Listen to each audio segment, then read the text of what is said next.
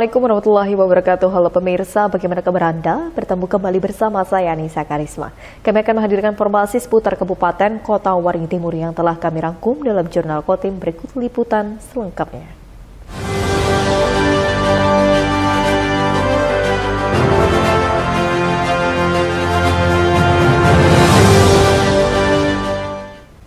Pemirsa, Bupati Kota Waringin Timur Halikih Nur mengancam memutasi pejabat yang tidak efektif dalam menjalankan tugas.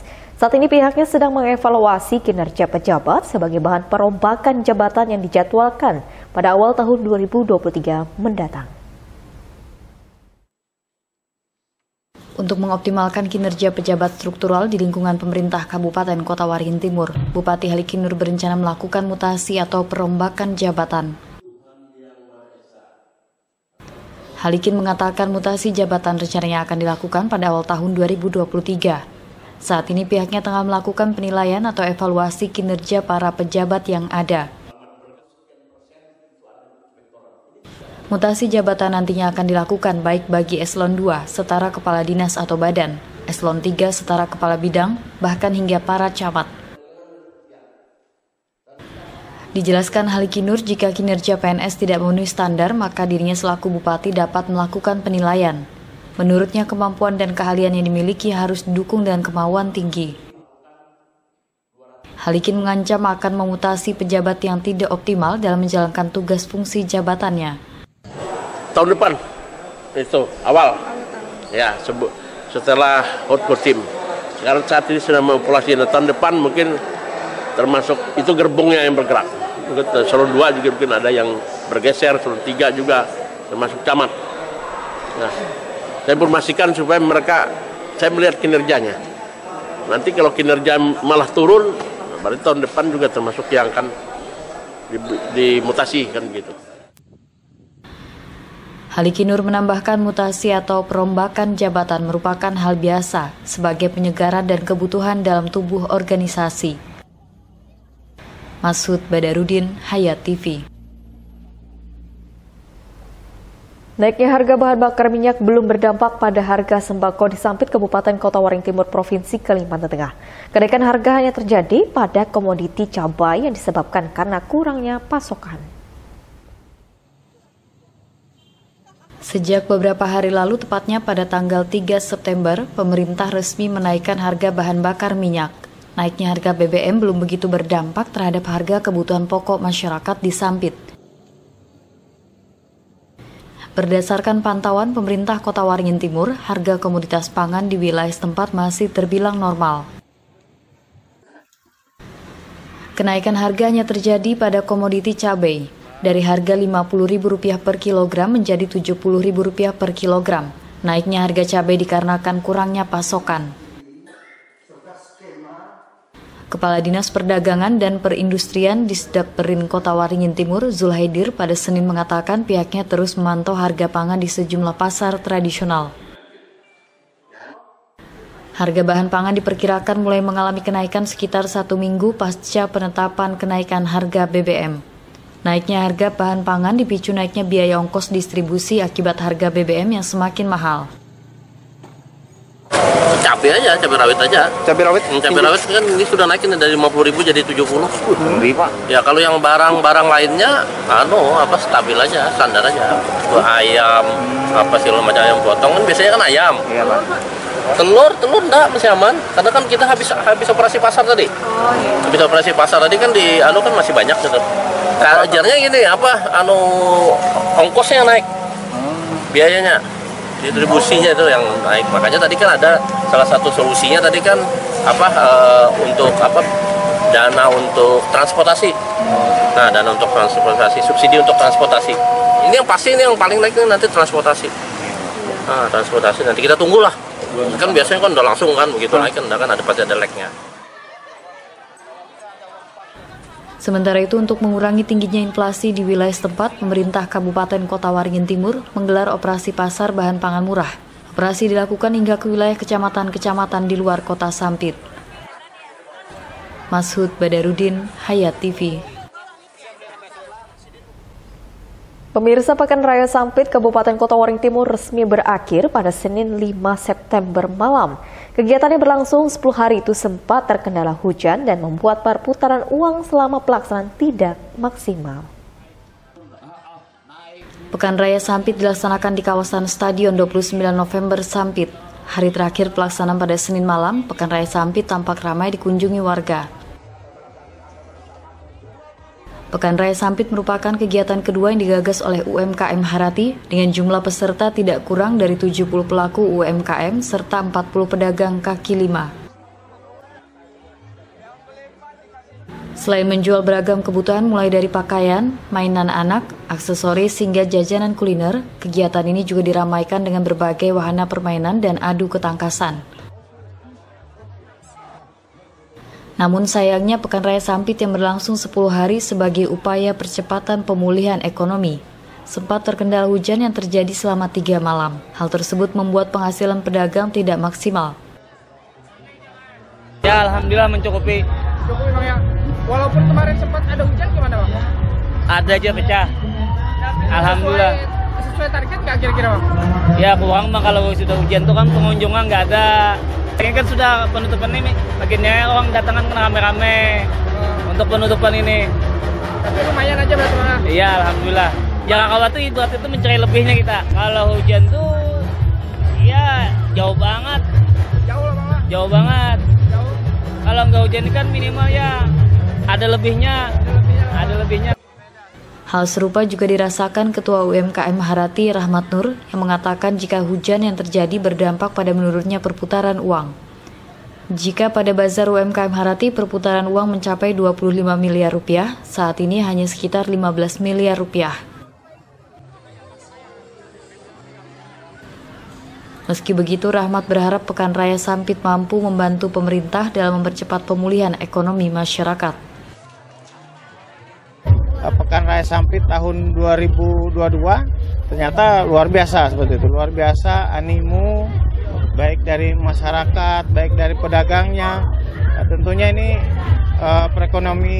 perekonomian di Kotim, alhamdulillah saya rasa sangat membantu sekali dan cepat pulih kembali seperti itu. Kalau berkaitan dengan perputaran uang, kayaknya menurun dari yang bulan yang sebelumnya seperti itu di Bazar UMKM Harati, karena pasca penyelenggaraan ini seperti itu dalam 10 hari itu ada 3 hari cuaca tidak bersahabat, ada turun hujan seperti itu, sekitar 15 miliaran lah seperti itu. Kalau yang sebelumnya Bang berapa? Sebelumnya 25 miliar. Amin.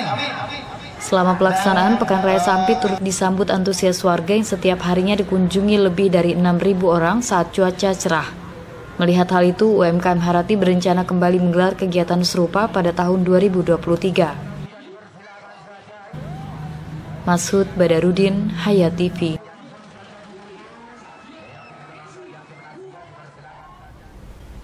Sejumlah wilayah di Kabupaten Kota Waring Timur terendam banjir akibat hujan deras. Namun kini banjir sudah mulai surut.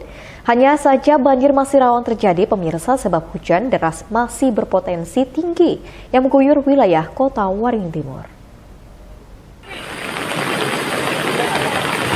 Akibat diguyur hujan deras dengan intensitas tinggi pada Minggu 4 September, 3 kecamatan di wilayah utara Kota Waringin Timur berdampak.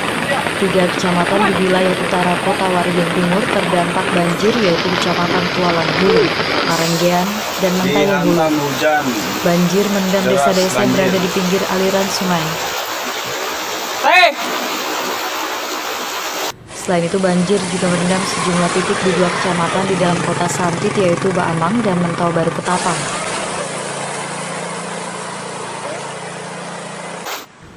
Namun sejak Senin 5 September siang, banjir yang sebelumnya sempat masuk ke rumah warga sudah mulai surut.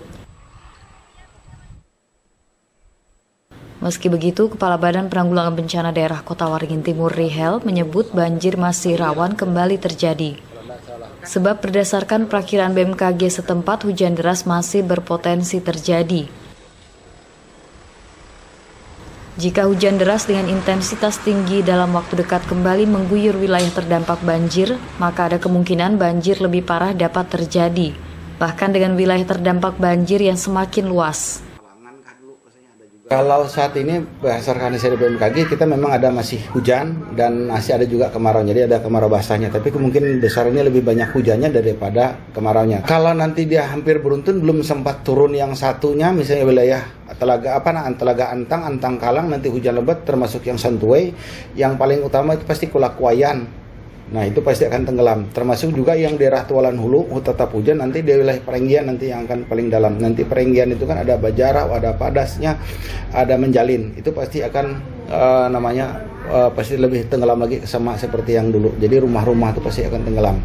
Nah nanti mudah-mudahan saja kita berdoa ya, daerah hulunya tidak ada hujan lagi, atau saya pernah ada hujan tapi tidak terlalu lebat sehingga tidak mengakibatkan banjir. Tapi mudah-mudahan itu yang kita harapkan. Mengingat potensi banjir masih rawan terjadi, maka warga khususnya yang bermukim di sekitar aliran sungai diminta untuk waspada.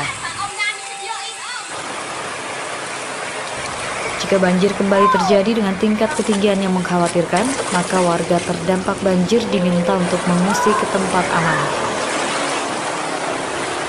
Masud Badarudin, Hayat TV.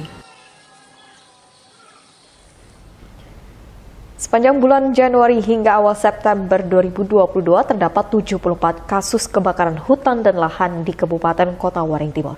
Akibat adanya kemarau basah, jumlah tersebut menurun drastis jika dibanding tahun 2021 lalu. Hampir setiap tahunnya, terutama saat musim kemarau tiba, ada saja kasus kebakaran hutan dan lahan terjadi di Kabupaten Kota Waringin Timur, tidak terkecuali pada tahun 2022. BPBD setempat mencatat selama 8 bulan terakhir sejak Januari hingga awal September, sudah ada 74 kasus karhutla terjadi. Kepala BPBD Kota Waringin Timur Rihel menyebut, luasan lahan terbakar sejak awal tahun 2022 kurang dari 30 hektar. Sebagian besar karhutla terjadi di wilayah utara Kota Waringin Timur. Dikatakan Rihel, dari luasan lahan dan jumlah kasus karhutla yang terjadi pada tahun ini terdapat penurunan drastis dibanding tahun 2021 yang jumlahnya mencapai ratusan kasus. Salah satu faktor besar yang cukup membantu penanggulangan karhutla di Kota Waringin Timur adalah kemarau basah, di mana hujan masih terjadi meski sedang memasuki musim kemarau. Kebakaran lahan kita kalau hitungannya dari Januari sampai dengan saat ini bulan September itu kalau tidak salah kalau nggak 70 atau 74 kejadian, karena luasannya nggak besar, dia di bawah 30 hektar apa gitu. Nah kemudian kita memang banyak hujannya, jadi itu terbantu dengan itu. Jauh drastis kalau kita tahun ini dengan tahun yang kemarin, rasanya tahun kemarin itu di atas 100 lebih, kalau yang sekarang jauh di bawah 100. Cuma yaitu 70 berapa aja. Kalau yang sebelum itu jangan ditanya, itu sudah di atas hotspotnya sudah di atas ribuan, sudah ratusan. Nah itu berarti terbantu dengan alam, hujan, oleh alam dan hujan dan musim. Nanti makanya kalau dia nanti bahasanya nanti kena masuk kemarau kering, waduh kita pasti akan panen dengan ada pemadaman dan tersebut. Tapi kalau nanti ada musim katanya bahwa ada kemarau basah, artinya potensi hujan ada, kita akan terbantu. Saat ini Kota Waringin Timur sedang berada pada status siaga darurat karhutla hingga tanggal 19 Oktober. Meski belakangan ini tidak terjadi karhutla, namun status siaga tetap dipertahankan. Hal ini sebagai antisipasi jika sewaktu-waktu karhutla kembali muncul. Masud Badarudin, Hayat TV.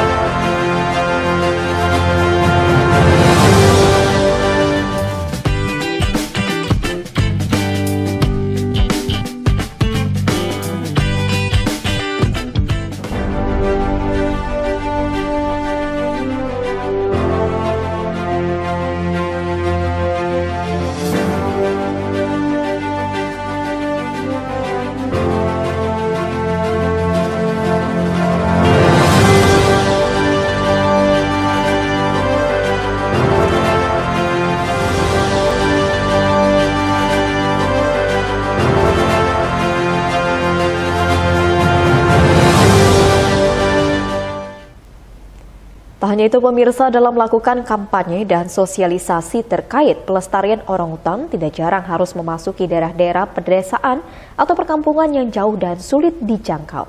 Salah satunya yang dilakukan pihak OVI di desa yang ada di Kecamatan Batangkawa, Kabupaten Lamandau, Provinsi Kalimantan Tengah. Berikut liputan selengkapnya untuk Anda. Beginilah kehidupan masyarakat di pedalaman wilayah Kabupaten Lamandau. Lokasinya berada di perbatasan antara Kalimantan Tengah dengan Kalimantan Barat.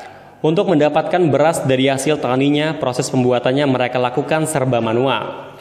Di wilayah perbatasan ini, ada 2 desa yang sulit dijangkau dan memakan waktu puluhan jam. Bahkan jika tidak beruntung karena hujan, memakan waktu berhari-hari. Ya, Desa Kina dan Desa Jemuat. Sebagian besar masyarakat kota Lamandau, Nangabulik, 2 desa ini dijuluki Desa 3T, terpencil, terdalam, dan terisolir. Dijuluki 3T karena tidak semua masyarakat Nangabulik dapat menjangkau 2 desa ini, karena banyak resiko yang dihadapi, lebih-lebih musim penghujan.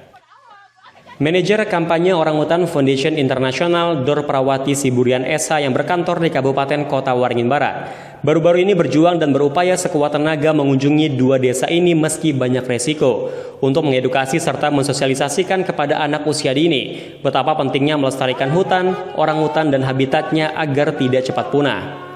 Dor Prawati Siburian saat ditemui media menceritakan kegiatan dan perjalanannya. Dari Pangkalan Bun berangkat menuju Nangabulik, kemudian menggunakan mobil travel tujuan Desa Kina dan Jemuat. Dalam perjalanan melalui beberapa desa dan kecamatan, bukit terjal, licin dan rawan kecelakaan menjadi bumbu wajib dalam perjalanan. Setelah jalur darat sudah tidak ada akses, kemudian menggunakan jalur sungai dengan kelotok kecil. Membawa pohon yang akan dilestarikan, Dor Prawati menyusuri sungai Batangkawa yang arusnya sangat deras dan juga beresiko. Setelah menghabiskan waktu puluhan jam perjalanan, manajer kampanye OVI melakukan kampanye orangutan kepada murid-murid SD dan SMP di Desa Kina. Setelah menginap 1 malam dengan semangat tinggi, petugas OVI kembali menyusuri sungai menuju Desa Jemuat yang hanya mempunyai sekolah SD untuk melanjutkan misinya. Desa yang letaknya berbatasan dengan Provinsi Kalbar ini untuk melanjutkan pendidikan lanjutan SMP harus ke Desa Kina yang jaraknya 1 jam perjalanan menggunakan kelotok kecil. Kegiatan kampanye dan sosialisasi didampingi oleh Camat Batangkawa dan Kepala Desa setempat, seperti memberikan pemahaman pentingnya kelestarian hutan dan tempat hidup orangutan dan satwa lain yang dilindungi kepada anak usia dini. Kemudian melakukan penanaman jenis pohon hutan dan buah-buahan di halaman sekolah. Pertama-tama saya mengucapkan terima kasih kepada Ibu Dora, di mana beliau adalah tim kampanye dari orangutan yang telah bersedia datang ke Desa Jemuat jauh-jauh dari Pangkalan Bun. Salah satu bentuk daripada Desa Jemuat, di mana Desa Jemuat ini berjumlah 117 kakak. Desa Jemuat ini adalah salah satu desa penghujung di Kecamatan Batangkawa. Sekian dan terima kasih atas kunjungan Ibu dan Bapak Sep Orangutan. Petugas OVI merasa terkesan saat berkunjung ke sekolah di desa yang dijuluki 3T ini. Selain murid-muridnya yang pintar, tidak kalah dengan anak-anak yang tinggal di kota. Murid sekolah di pedalaman Jemuat ini terlihat bersih, baik dari segi kebersihan pakaian, makanan dan juga lingkungan sekolah tidak ada ditemukan sampah yang berserakan. Jamri, SBTV. Pemerintah Kabupaten Kota Waringin Barat melalui Dinas Pemberdayaan Masyarakat Desa atau DPMD bersama dengan KUD Tani Bahagia Desa Pangkalan 1 mengadakan pelatihan memanfaatkan nira sawit untuk dibuat gula merah. Di mana pemirsa pelatihan ini juga diikuti para kepala desa, juga bekerja sama dengan PT Unilever Indonesia. Bertempat di kebun milik anggota KUD Tani Bahagia Desa Pangkalan 1, Kecamatan Kumai, Kabupaten Kota Waringin Barat. Badan Pemberdayaan Masyarakat Desa atau BPMD Kobar menggandeng PT Unilever menjadikan Koperasi Tani Bahagia sebagai pilot project untuk pelatihan membuat gula merah sawit. Pelatihan yang diadakan kali ini merupakan hasil kunjungan kerja BPMD bersama para kades yang ada di Kobar ke Lampung beberapa waktu lalu.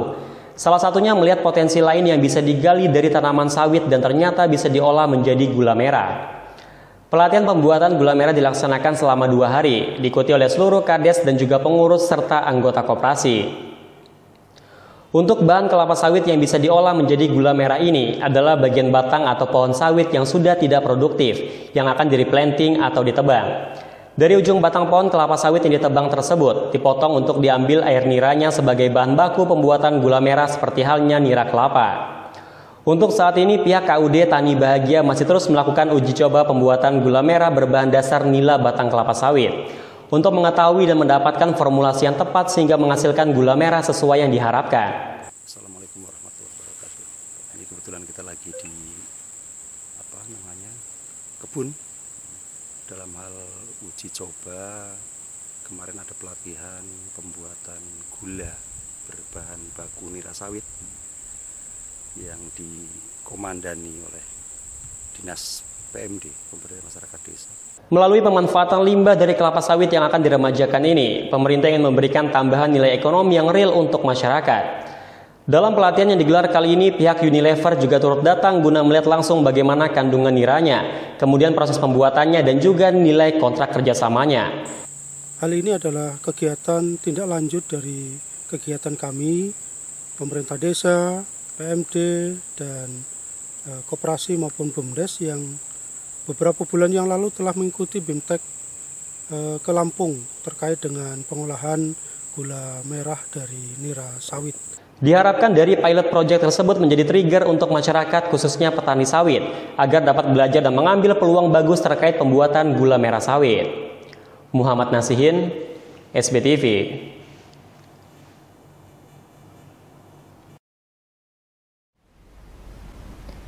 Demikian pemirsa liputan Jurnal Kotim yang telah kami sampaikan. Berita tadi sekaligus menutup perjumpaan kita pada hari ini. Saya Anissa Karisma mohon undur diri dari hadapan Anda dan mewakili seluruh jajaran yang bertugas. Akhir kata, wassalamualaikum warahmatullahi wabarakatuh dan sampai jumpa.